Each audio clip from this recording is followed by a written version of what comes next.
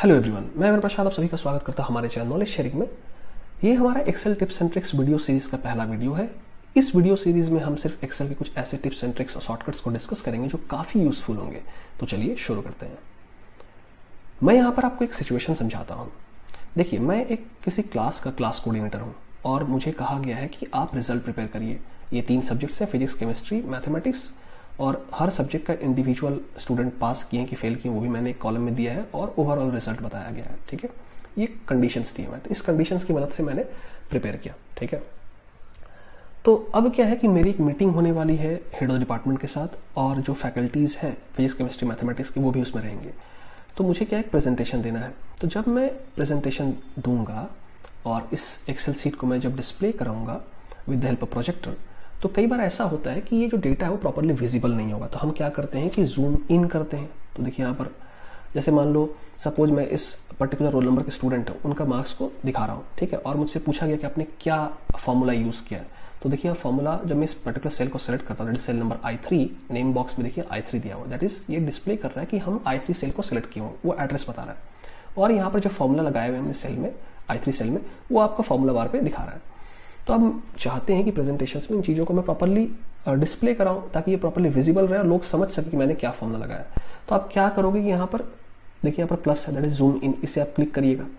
ठीक है, तो जब आप जूम इन पर क्लिक करते हैं तो आप देखो कि आपका जो ये सेल में जो भी आपका डेटा है वो क्या हो गया, मैग्नीफाई हो गया, अब प्रॉपर्ली विजिबल है। बट ये जो I3 सेल मैंने सेलेक्ट किया यहाँ पर देखिए नेम बॉक्स में I3 डिस्प्ले कर रहा है और यहाँ पर फॉर्मूला बार पर आपका फॉर्मूला बता रहा है कि आपने सेल नंबर I3 में क्या फॉर्मूला लगाया है। तो इसका साइज में कोई चेंजेस नहीं हुआ। आपका जो सेल था वही, उसका देखिए साइज मैग्नीफाई हो गया, बट फॉर्मूला बार में आप देखिए कि जो भी आपने फॉर्मूला लगाया उसके साइज में कोई चेंजेस नहीं हुआ। तो ये तो लोग रीड कर पाएंगे, बट हो सकता है कि प्रेजेंटेशन के दौरान आपने जो फॉर्मूला लगाया है तो फॉर्मूला बार में जो आपका फॉर्मूला दिख रहा है वो रीड ना कर पाए।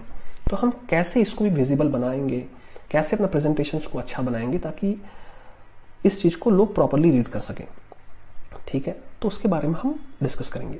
तो देखिए हमने यहाँ पर क्या किया था, जूम इन किया था। तो आपको यहाँ पर मैं एक शॉर्टकट बता दे रहा हूँ जूम इन जूम आउट का, जो काफ़ी यूजफुल होगा आपके लिए। देखिए, मैं विंडोज़ की लैपटॉप, विंडोज़ पर ऑपरेटिंग सिस्टम है, तो मैं यहाँ पर जो शॉर्टकट यूज़ कर रहा हूँ वो है कंट्रोल अल्ट एंड प्लस।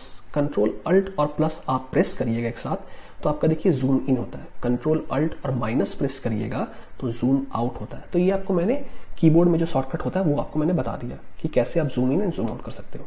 दूसरा शॉर्टकट क्या है जूम इन और जूम आउट का, वो है कि आप कंट्रोल प्रेस करिए, आपका माउस में स्क्रॉल बार दिया रहता है, तो आप स्क्रॉल अप जब करेंगे तो वो देखिए आपका जूम इन हो रहा है। That is control and scroll up करेंगे तो जूम इन होगा, कंट्रोल और आप स्क्रॉल डाउन करिएगा तो जूम आउट होगा। तो मैंने आपको यहाँ पर शॉर्टकट बता दिया zoom in and zoom out का।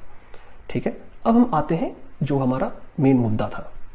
तो मेन मुद्दा मेरा ये है कि हम ये जो फॉर्मूला बार पे आपने जो फॉर्मूला डिस्प्ले हो रहा है इसको हम कैसे मैग्नीफाई करें। जूम इन और जूम आउट की मदद से तो हम सेल को मैग्नीफाई कर सकते हैं। ठीक है, बट ये हमारा जो फॉर्मूला बार पे हमारा जो फॉर्मूला है उसमें देखिए कोई चेंजेस नहीं हो रहा है।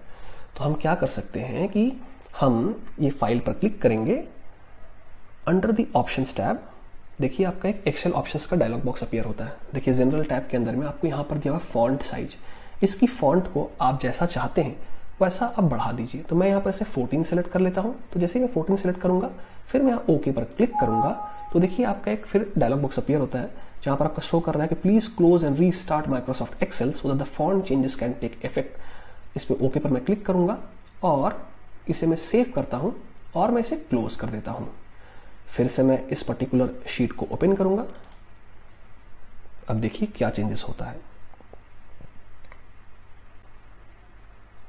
अब आप देख रहे होंगे कि मेरा जो फॉर्मूला बार पे देखिए ये particular cell, that is cell number I3, ये नेम बॉक्स से देखिए इसका साइज बढ़ गया, फॉन्ट साइज। फॉर्मूला बार पे देखिए हमारा फॉर्मूला ही प्रॉपर्ली विजिबल रहेगा।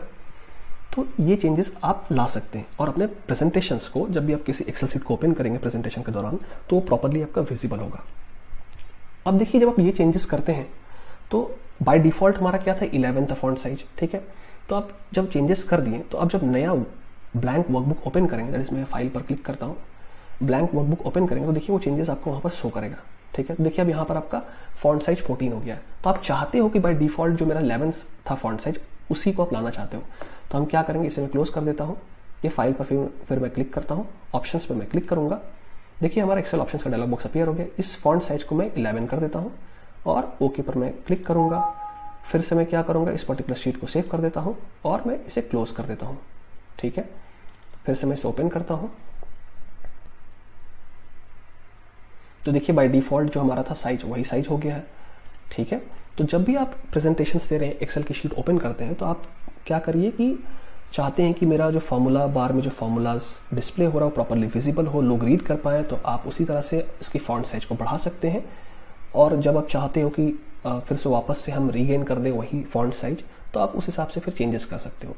तो इसी के साथ दोस्तों हमारा ये वीडियो एंड होता है, जहाँ पर हमने बहुत ही थॉरली चीज़ों को डिस्कस किया। आशा करता हूँ कि आपको वीडियो पसंद आएगी। अगर इस वीडियो को लाइक किए तो इस वीडियो को शेयर करें अपने फ्रेंड्स के बीच में, और अगर आपने हमारे चैनल को अभी तक सब्सक्राइब नहीं किया है तो सब्सक्राइब जरूर कर लीजिए। Thanks for watching.